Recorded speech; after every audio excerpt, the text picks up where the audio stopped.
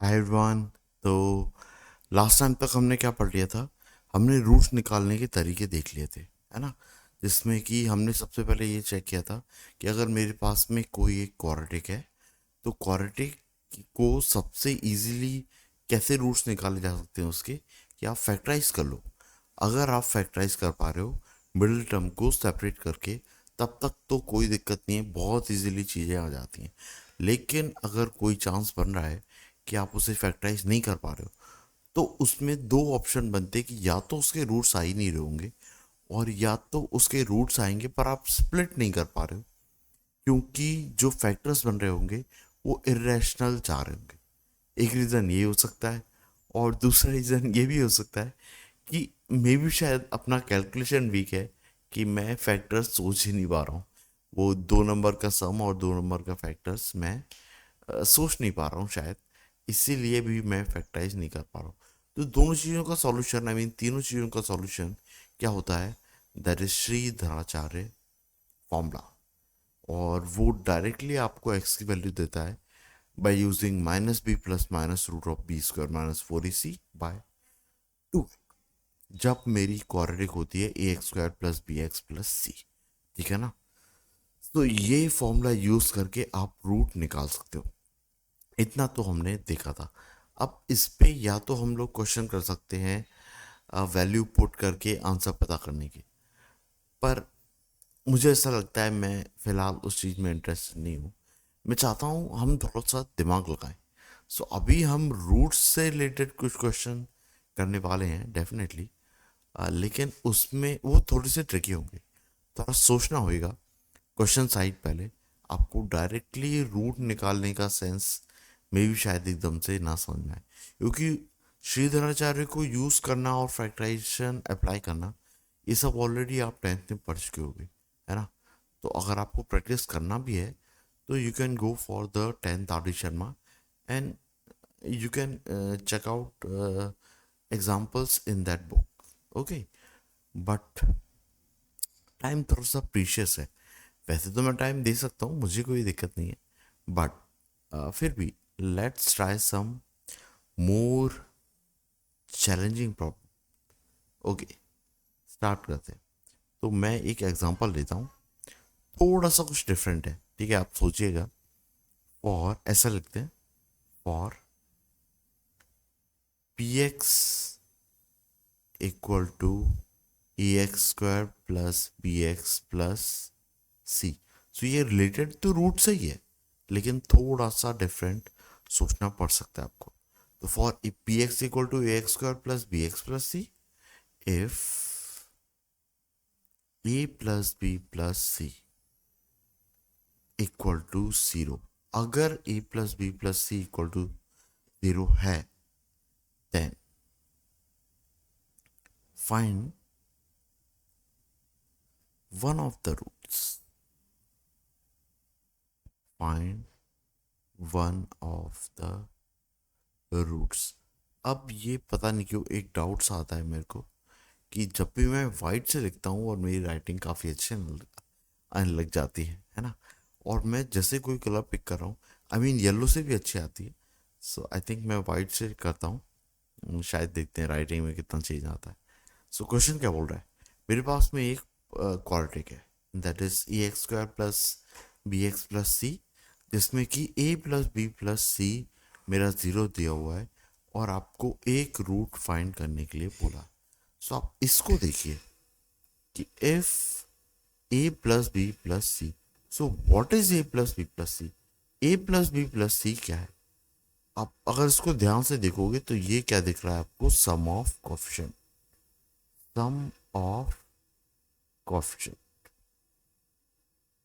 आप यहाँ पे चेक कर सकते हो, it is a b and c. और सम ऑफ कोफिशिएंट आता कैसे है? सम ऑफ कोफिशिएंट आता है एक्स की जगह पे वन रखने से। तो मैं ऐसा बोल सकता हूँ पी ऑफ वन, है ना? ठीक है।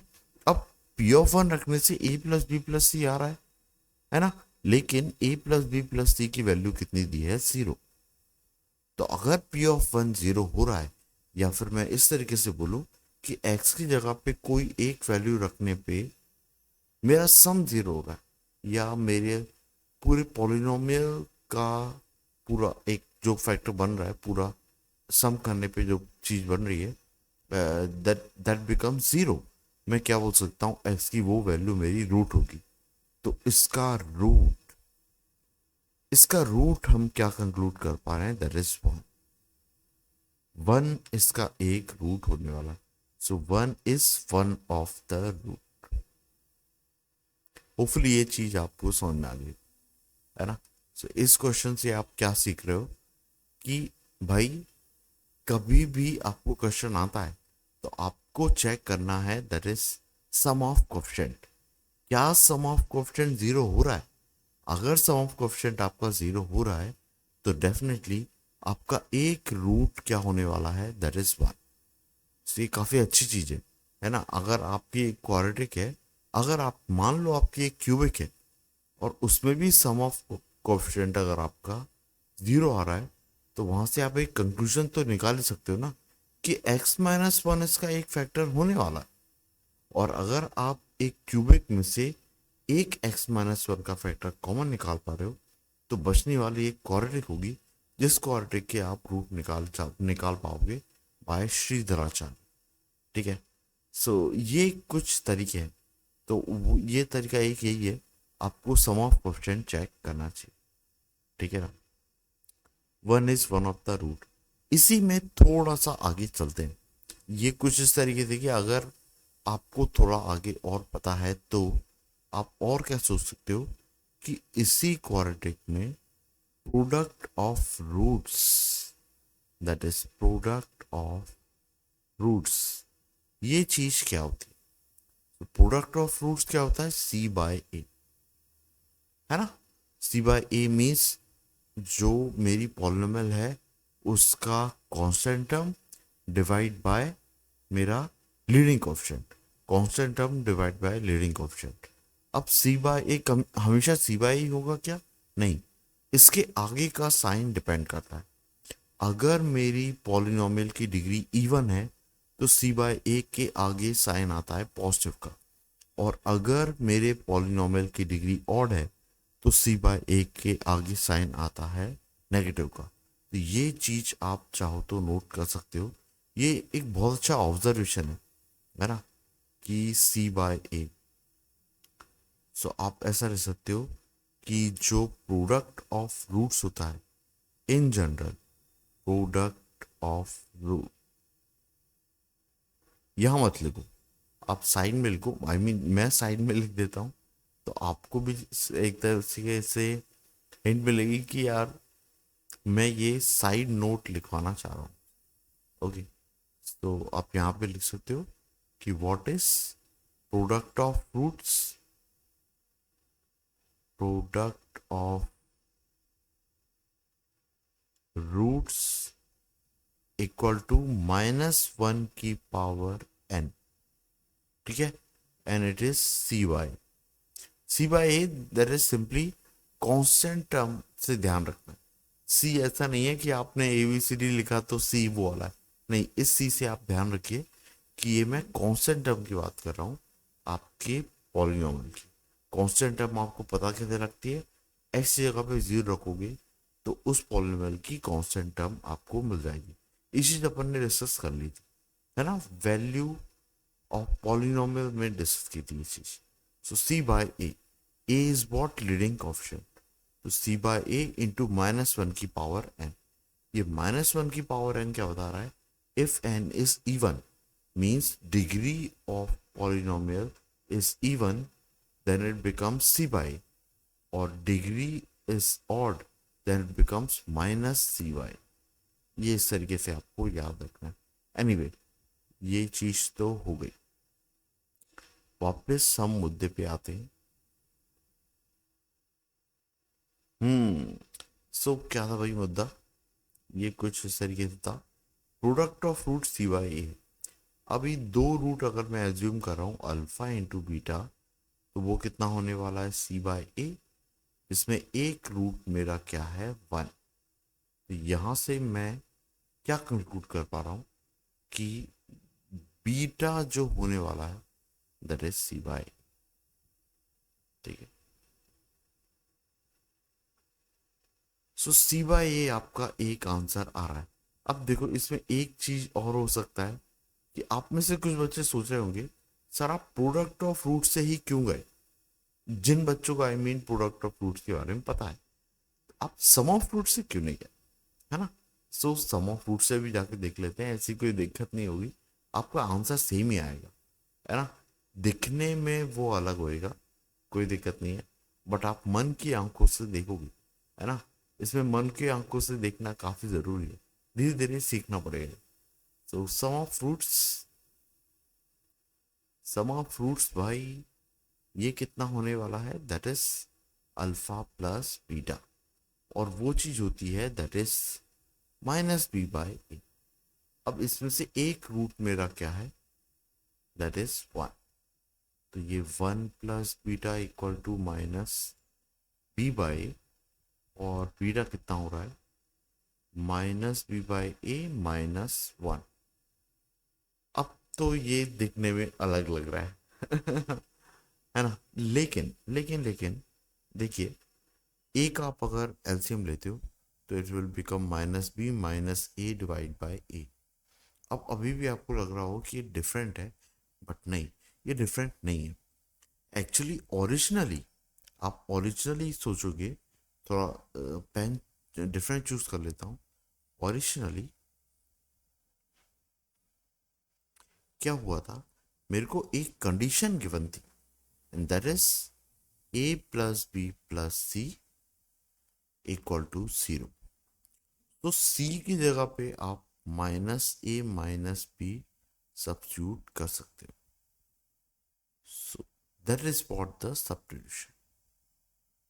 आप अगर यहाँ से ऑब्जर्व कर पा रहे हो कि माइनस बी माइनस ए की जगह पे आप सी लिखने जाओगे तो प्रोडक्ट ऑफ फ्रूट वाला रिजल्ट ही आ रहा होगा, ठीक है ना?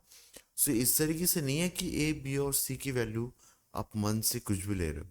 आप मीन्स हम सब, है ना, कि ए की 5 ले ली, बी की 10 ले ली, और सी की 1500 ले ली। सो ऐसा नहीं होने वाला है। आप ए बी और सी की वैल्यू इस तरीके से लोगे कि उन तीनों का सम कितना आ रहा हो? जीरो।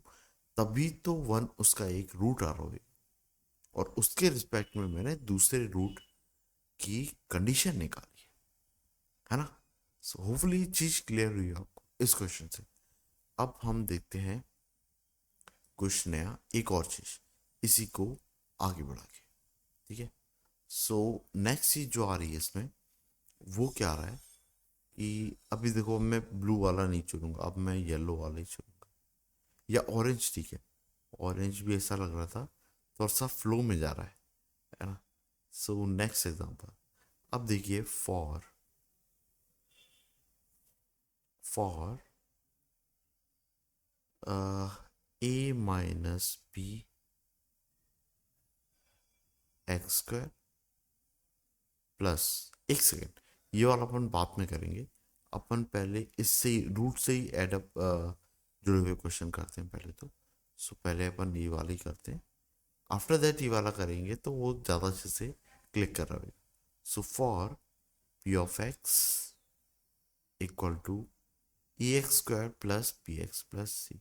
बार बार लिख रहा हूँ, बट आपको धीरे धीरे ये चीज़ भी फील हो जाएगी कि किसी क्वाड्रेटिक को इस तरीके से ही एज्यूम करते हैं कि उसमें एक लीडिंग कोएफिशिएंट होता है, एक एक्स का कोएफिशिएंट होता है बी, जो कि आपको रूट्स के साइन बताने में भी हेल्प करता है, रूट्स की लोकेशन एक्स एक्सिस पे डिसाइड करने में हेल्प करता है।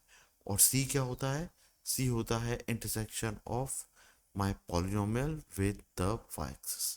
सो b tells you what the intersection of polynomial with x-axis, and C tell you what the intersection with y-axis.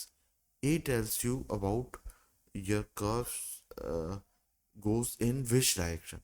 A, if A is positive, उसके हाथ ऊपर की तरफ जाते हैं, अगर A नेगेटिव है तो उसके हाथ नीचे की तरफ जाते हैं, ऐसा कुछ होता है। ओके, सो ये अपन आगे ज्योमेट्रिकल एस्पेक्ट में भी देखेंगे, ठीक है ना? So p x equal to a x square plus b x plus c, ऐसा कुछ लिखा हुआ है। इफ इसके आगे लिखा हुआ है, if a plus b plus c equal to 0, या फिर ऐसा बोलूं 4a plus 2b plus c equal to 0, then अभी वन ऑफ द रूट क्या होगा, ठीक है। सो क्या होगा भाई, रूट क्या होगा, आप सोचते देखो यहाँ पे ये ऐसा कुछ लग रहा है कि इसको और इसको अगर मैं कंपेयर कर पा रहा हूँ, तो आप देखिए सी तो सी वैसा का वैसा ही है, और इसको वैसा का वैसा होना भी चाहिए, क्योंकि एक्स उसके साथ में है नहीं। एक्स की वैल्यू अगर मैं कुछ रखने जा रहा हूँ, तो सी पे तो कोई फर्क नहीं पड़ना चाहिए, और वो दिख भी रहा है ना। लेकिन बी को अगर आप कंपेयर कर रहे हो, तो यहाँ पे एक्स लिखा हुआ है और यहाँ पे 2 लिखा हुआ है, तो इससे एक थॉट तो आ रहा है कि शायद एक्स की जगह पे 2 लिखा है। ये चीज कंफर्म करने के लिए आप एक्स स्क्वायर को चेक कर लो। तो एक्स स्क्वायर में एक्स की जगह पे अगर मैं 2 रख रहा हूँ, तो ये कितना हो रहा है, 4a, यहाँ पे 4a लिखा है। इसका मतलब इसमें या फिर इसको मैं लिख सकता हूँ p(2). क्यों, क्योंकि एक्स की जगह पे 2 रख रहा हूँ और ये वही चीज क्रिएट कर रहा है। लेकिन इस रिजल्ट से क्या समझ में आ रहा है कि p(2) कितना है, 0। p(2) कितना आ रहा है, 0। और अगर ऐसी कोई वैल्यू रखने पे पॉलिनोमियल की वैल्यू 0 होती है, then 2 is one of the root.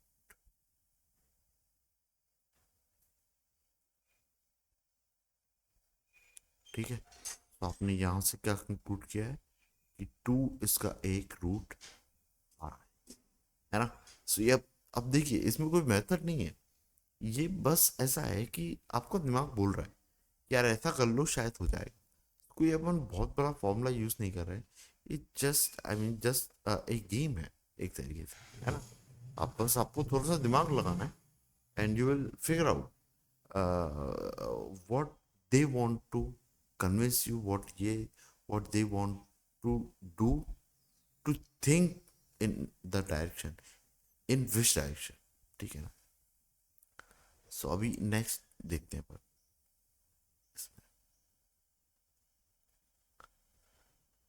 Next में अब मैं क्या करता हूँ, मैं है ना पॉलिनोमियल डायरेक्टली लिख लेता हूँ, p x equal to a x square plus b x plus c, ऐसा है ना। और फिर इफ करके लिखता हूँ, और अब मैं डिफरेंट क्वेश्चन चलने देता हूँ, ठीक है। तो पहला डाल देता हूँ इसमें कि 4a प्लस 2b लिया था, इस बार -2b plus c equal to 0। अगर मैं ऐसा लिख दूँ, तो देखिए यहाँ पे भी आप सोच पा रहे होंगे, है ना। लेकिन हाँ, ठीक है। तो इसमें भी आप सोच पा रहे होंगे कि सी के साथ तो कुछ है नहीं, तो कोई दिक्कत नहीं। बी के साथ में क्या लिखा हुआ है, दैट इज -2। बी के साथ में -2 लिखा है, मतलब एक्स की जगह पे मैं -2 पुट कर रहा हूँ, और इस चीज को वेरीफाई कर सकता हूँ यहाँ पे कि -2 का स्क्वायर तो 4 ही होने वाला। दैट मीन्स ये चीज क्या बता रहा है, p ऑफ -2, और p ऑफ -2 कितना दिया है, 0, ये दिया है 0। इसका मतलब -2 is one of the root, है ना। ठीक है, होपफुली थॉट क्लियर हुआ हो। अब देखो इस तरीके से आप कई और रिजल्ट निकाल सकते हो, तो आप खुद से ही प्रॉब्लम क्रिएट कर सकते हो, खुद से ही थोड़ी सी प्रैक्टिस कर सकते हो। Like a/4 plus b/2 plus c equal to 0। अभी ऐसा कुछ लिखा है, तो इससे क्या समझ में आ रहा है, आप देखिए x के साथ में लिखा हुआ, x की जगह पे लिखा हुआ है दैट इज 1/2, है ना। और x की जगह पे 1/2 लिखा है, इसको आप वेरीफाई यहाँ से भी कर सकते हो। तो ये कितना आ रहा है, 1/2 रखोगे x की जगह पे, एक्स स्क्वायर कितना हो जाएगा, 1/4। मतलब कि ये कुछ p ऑफ 1/4 टाइप से लिखा है, और ये 0 दिया है, तो आप सोच सकते हो दैट इज सॉरी, ये 1/2 लिखा है, तो आप सोच सकते हो 1/2 is one of the root, ठीक है। इसी पार्ट को इसी पार्ट को थोड़ा सा ट्रिकी बनाते हैं। अगर आप इसका एलसीएम ले लो तो ये चीज ऐसी भी लिखी आ सकती है, लेकिन अगर ये लिखा जाएगा तो कहीं ना कहीं आप देख पा रहे हो ये चीज कंफ्यूजन क्रिएट कर रही है। ऐसा क्यों? क्योंकि सी के साथ में तो कुछ नहीं होना चाहिए, है ना? क्योंकि सी के साथ तो एक्स है नहीं। अगर सी के साथ एक्स नहीं है तो उसके साथ में फोर क्या कर रहा है? तो डेफिनेटली ये एलसीएम से आ सकता था। आएगा ही नहीं ऐसा नहीं बोल रहा हूँ कि उससे ही आएगा, ये आ सकता था। और भी कई तरीके हैं, पर उससे भी आ सकता, है ना? अगर ये चीज चेक करना है तो मेरे को क्या करना चाहिए भाई? एलसीएम लेने पे मैं नीचे वाला फैक्टर क्या करता हूँ, एक सेम बना लेता हूँ। तो इसका मतलब नीचे वो सेम फैक्टर से अगर मैं डिवाइड कर दूं तो ये चीज को मैं एक तरीके से रीचेक कर सकता हूँ। तो वो सेम फैक्टर क्या होगा? फोर। भाई फोर ही होना चाहिए, भाई सी से फोर ही तो गायब करना है।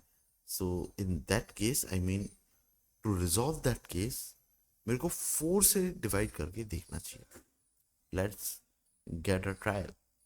देखते हैं क्या होने वाला है। तो क्या होने वाला है? It is what? A by four plus b by two plus c equal to zero. So ऐसा कुछ आ रहा है। थोड़ा सा स्क्रीन को नीचे कर लेते हैं। Okay, so it is a by four plus b by two plus c equal to zero. ऐसा कुछ लिखा हुआ है। अब आप सोचो थोड़ा सा कि क्या ये ऊपर वाले जैसा दिख रहा है? डेफिनेटली ये ऊपर वाले जैसा दिख रहा है। आप कनेक्ट कर सकते हो, ये बिल्कुल ऊपर वाले जैसा दिख रहा है। और मैं फिगर आउट भी कर पा रहा हूँ कि ये चीज मेरे को P of one by two जैसा फैक्टर दे रहा है। सो ये डायरेक्टली उनने मेंशन नहीं किया है ना? लेकिन अगर आप थोड़ा सा दिमाग लगा पा रहे हो और कुछ इस तरीके से सोच पा रहे हो कि a x square plus b x plus c में सी मेरा अकेला था और उसे अकेला होना भी चाहिए था, है ना? क्योंकि एक्स उसके साथ नहीं था। मतलब अगर सी में कोई चीज आ रही है, मतलब ये बेसिक केस से थोड़ा सा ट्रिकी है, थोड़ा सा डिफरेंट है। so that means it needs some effort, it needs a analysis, okay, a skill to resolve that factor। इस केस में वो एलसीएम है, ठीक है? So a by four plus b by two plus c equal to zero. P of one by two is what? Zero. जिससे आप figure out कर पा रहे हो कि one by two is a factor. I mean one by two is one of the. अब मैंने एक और चीज बोली इसमें कि एलसीएम एक तरीका हो सकता था, आई मीन डिवीजन एक तरीका हो सकता था। तो ऐसा कौन सा केस बनेगा कि जिसमें ये चीज नहीं आ रही, है ना? ऐसा भी तो हो सकता है ना? ओके ना? ठीक है ना? तो देख लेते हैं, वो केस भी देख लेते हैं। So, ऐसा कुछ अगर लिखा है आपके पास में, देखते हैं। ये लिखा है लेट्स से 5A, ये लिखा है 3B, और ये लिखा है 2C equal to zero. Then अब वो आपसे जानना चाह रहा है कि अब आप क्या सोच रहे हो। ठीक है, ओके। अब देखो, ए के साथ में भी ऐसा नंबर लिखा हुआ है कि जो किसी का परफेक्ट स्क्वायर नहीं है, और बी के साथ में भी जो ऐसा नंबर लिखा हुआ है कि वो भी कुछ आई मीन मेरे दिमाग को सपोर्ट नहीं कर रहा है। भाई वो बोल रहा है कि नहीं यार, अभी तक जो तुम सोच रहे थे ऐसा कुछ तो नहीं अप्लाई होने वाला। You have to be think on different way, in different way, sorry, है ना? और साथ में प्लस टू सी लिखा है। अब प्लस टू सी, इस टू सी का क्या किया जाए? So let's see this. Yes, अरे यार सॉरी, ये टू सी लिखा हुआ है। इस टू सी को मैं क्या सोच पा रहा हूँ? इस टू सी को मैं ऐसा भी तो सोच सकता हूँ, ये सी प्लस सी लिखा हुआ है। एक टाइम के लिए आप ऐसा सोच लो, है ना? कहीं ना कहीं तो एक चीज अपन को सोचना पड़ेगी सही। तो लेट्स से ये सी प्लस सी लिखा हुआ है। इसी तरीके से मैं थ्री बी को सोचूं तो मैं एक बी इसके साथ ले लेता हूँ। रिमेनिंग बचा टू बी। मैं लेके देखता हूँ। मुझे नहीं पता कि आंसर आने वाला है, but let check it out. भाई नहीं आएगा तो तरीका बदल लेंगे, बट तरीका सही है या नहीं एक बार तो चेक करना बनता है। तो इन that case you need a speed. Here you need a speed. ठीक है ना। हर जगह नहीं, पर यहाँ पे जहाँ पे आपको लग रहा है कि आपको अलग अलग केसेस बनाने पड़ सकते हैं, in that case you need a speed with no silly mistakes, I mean with accuracy. तो ये दी दो चीज का कॉम्बिनेशन आपका बहुत अच्छा स्किलफुल होना चाहिए। I mean to prepare for advance I T advance. I am not talking about I T mains even though. ठीक है।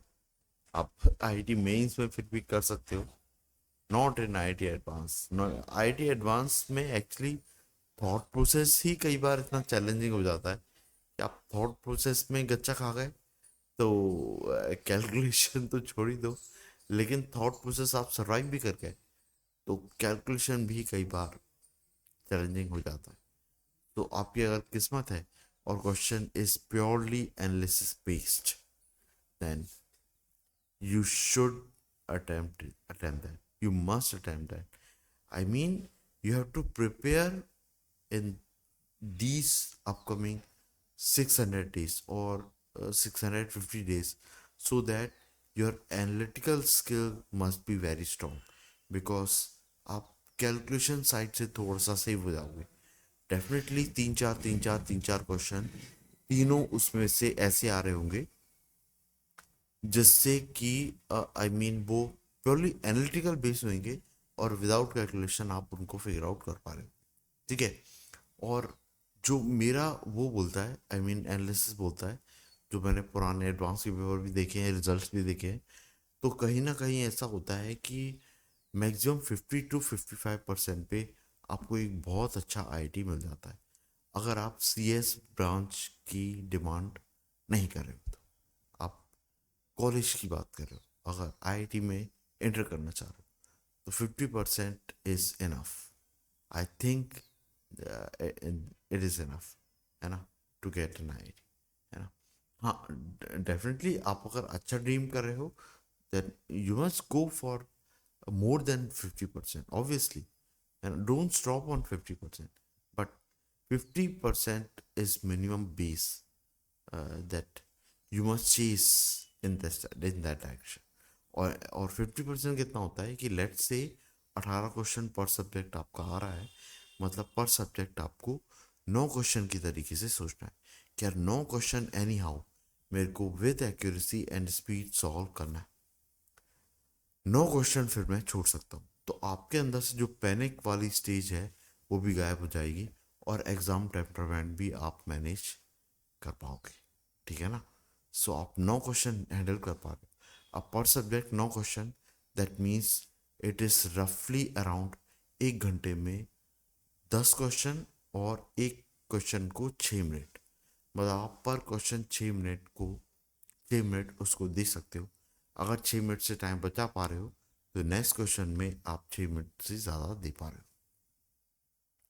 ठीक है। तो इस तरीके से आप सोच सकते हो, अपनी प्लान कर सकते हो। आप आईआईटी एडवांस से जो भी टेस्ट देने वाले होगे, है ना, उनको भी इस तरीके से प्लान कर सकते हो और दिमाग स्थिर रख सकते हो कि मेरा पहला टारगेट है 50% मेंटेन करना, दैन धीरे धीरे धीरे धीरे 50% से आगे की तरफ मूव करना। आई मीन 50% से कैसे भी करके नीचे नहीं जाए, पेपर इजी आए चाहे डिफिकल्ट आए। ओके, अभी क्वेश्चन कर। सो सी प्लस सी लिखा है, थ्री बी को लिखा है b plus two b. After that 5B को लिखा है मैंने, it is a plus 4A, है ना। सो अब ए प्लस बी प्लस सी ये चीज मेरे को बता रहा है दैट इज पी ऑफ 1, है ना, और ये वाली चीज बता रही है दैट इज पी ऑफ 2। सो जो गिवन चीज दी हुई है ना, ये एक्चुअल में दो फैक्टर्स का सम आ रहा है, that is p of one and p of two, then p of one plus p of two becomes zero.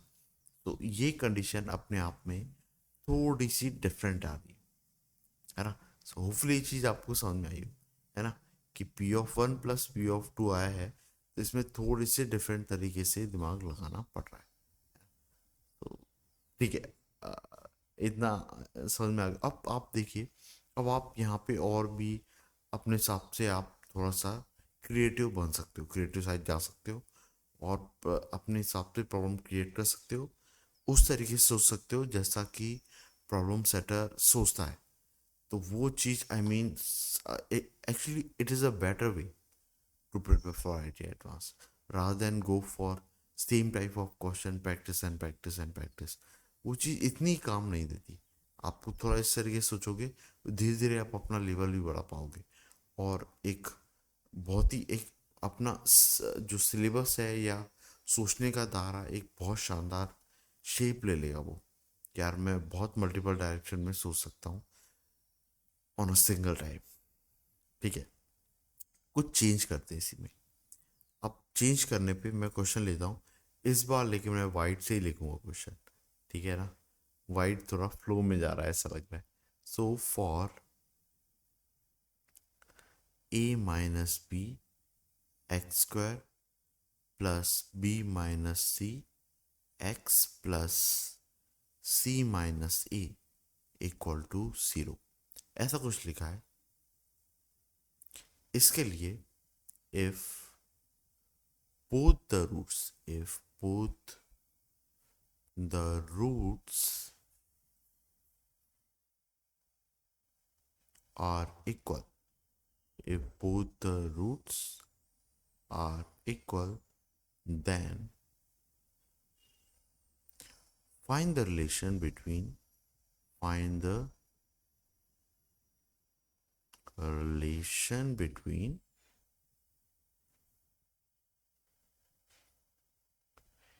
A, B and C। A b और सी में आपसे वो रिलेशन जानना चाहता है। ठीक है, अब थोड़ा देखते हैं इसको। यार थोड़ा इस तरीके से सोचो कि अभी तक हम क्वेश्चन की बात कर रहे थे, I mean sum of question की। इसके भी सम ऑफ क्वेश्चन आप चेक कीजिए क्या हो रहा है। एक्स स्क्वायर के साथ में जो लिखा है, एक्स के साथ में लिखा है, और जो कांस्टेंट टर्म है, एक्चुअली ये सिमेट्रिक बिहेवियर शो कर रहा है। ए माइनस बी माइनस सी माइनस ए। तो अगर इन तीनों फैक्टर को आप एक साथ लिख रहे हो, that is a minus b plus b minus c plus c minus a, ऐसा कुछ लिख रहे हो, तो इन तीनों का सम जीरो आ रहा है ना। ये सम जीरो आ रहा है, उसे देने की जरूरत नहीं है। तो यहाँ पे उसने मेंशन नहीं किया है कि sum of coefficient is zero. You have to be, you have to get that logic कि नहीं भाई जीरो आ रहा है by observing the symmetric behaviour of coefficients. Okay, so इससे क्या कंक्लूजन आ रहा है कि इसका एक root, one of the root is, one of the root is 1, but both the roots are equal, both the roots are equal, but both the roots are equal। और आप क्या बोल सकते हो, अल्फा और बीटा बोथ कितने आ रहे हैं, 1 and 1। तो अगर दोनों का रूट कितना है, 1 and 1, तो प्रोडक्ट ऑफ रूट आप इस्तेमाल कर सकते हो, that is alpha into beta, और वो क्या होता है, constant term divide by leading coefficient that is a minus b. ये c minus a divide by a minus b equal to 1 into 1। It is what, 1 = c minus a divide by a minus b. इसी को resolve करोगे तो लिखा है c minus a equal to a minus b, और ये कितना लिखा है, c plus b equal to 2a, ये ऐसा कुछ लिखा हुआ है। 2a equal to b plus c, ठीक है ना। अब 2a equal to b plus c लिखा हुआ है, तो ये चीज कहीं आपने देखी है। ये चीज होती है condition of arithmetic progression, condition of arithmetic progression, है ना। अर्थमेटिक प्रोग्रेशन दैट मीन्स जो आपके, अगर मैंने तीन नंबर्स लिए, let's say x y Z, तो इनके कंसेक्यूटिव, जो कंसेक्यूटिव पेयर्स होते हैं उनका डिफरेंस सेम होता है। दैट मीन्स इधर पे लिखता हूँ, that is y minus x equal to z minus y, ऐसा कुछ, ये इक्वल होते हैं। अब आप इसको थोड़ा सा रीअरेंज करो, तो y को उधर भेज दो तो ये 2y हो जाएगा, और x को इधर भेज दो तो it will be x plus z. तो ये लिखा है 2y equal to x plus z, और ये बिल्कुल वैसे ही दिख रहा है, that is 2a equal to b plus c. और इस केस में जो मिडिल नंबर है ये 2 टाइम्स होता है, और x प्लस जेड का क्या होता है, सम, ठीक है। तो अपन क्या बोल सकते हैं, x y z are in A P. अब इसको अरेंज करना है अगर इसी तरीके से, तो क्या लिखा है 2a equal to b plus c. तो आप सोच सकते हो कि a is what, middle number, ये a बीच में लिखाएगा और b और c बगल बगल में लिखा सकते हैं। सो ये दो केस आपके बन रहे हैं, ठीक है ना। ठीक है। तो ये दोनों ही आपके अर्थमेटिक प्रोग्रेशन में हो सकते हैं, that is b a c and c a p, ठीक है। ये रिलेशन आ रहा है किसमें, इन तीनों कोफिशिएंट में या फिर कांस्टेंट टर्म्स में, कि a b c, I mean b a c और c a b are in A p, है ना। होपफुली ये क्वेश्चन से आपको काफ़ी चीज़ें सीखने को मिली होंगी। सम ऑफ कोएफिशिएंट हमेशा आपको मेंशन नहीं होगा, कई बार थोड़ा सा लॉजिक लगाना, and you will get to that point, ठीक है। सो इतना हो गया। अब हम नेचर ऑफ फ्रूट जो डिस्कस करने वाले थे वो चीज़ पे आ जाते हैं फाइनली, ठीक है ना। तो अपन को एक पेस भी मिल जाएगा कि हाँ ठीक है, हम बढ़ते ही चल रहे हैं, सेम चीज़ पे स्टक नहीं, ठीक है ना।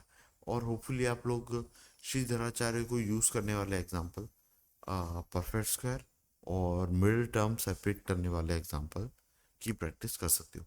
मिडिल टर्म सेपरेट करने वाले का एक शॉर्ट ट्रिक मैंने बेसिक इनइक्वालिटी वाले लेक्चर में या 11th बेसिक मैथ्स वाले लेक्चर में मैंने शेयर किया हुआ है, ठीक है। सो आप वहाँ से भी जाके देख सकते हो। ओके, क्लियर है, ठीक है। So nature of fruit discuss कर लेते हैं, ठीक है।